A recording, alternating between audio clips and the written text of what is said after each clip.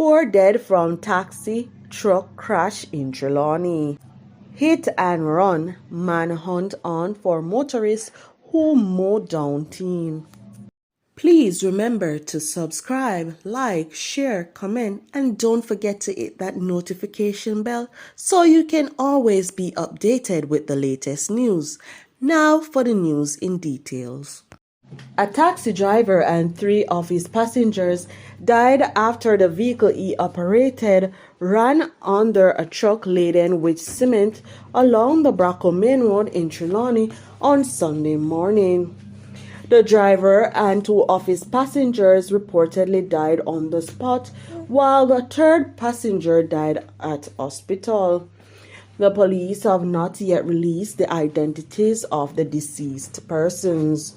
Reports are that about 8 a.m., a Toyota Probox motor car with the driver and passengers was being driven on the Bracco Main Road heading towards Duncan's when the driver lost control of the vehicle, which ran into the back of a truck.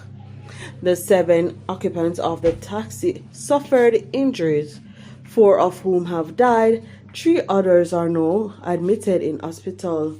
More details to come later.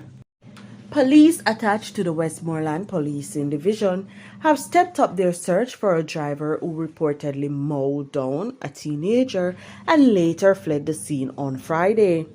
The incident occurred, according to the local enforcers, took place on Top Road, Little London.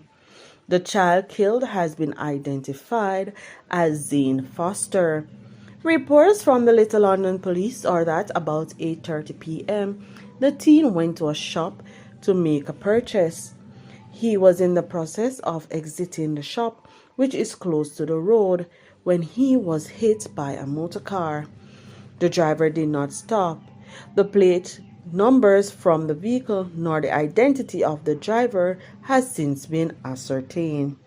The lawmen are moving to obtain video footage to aid in their investigation.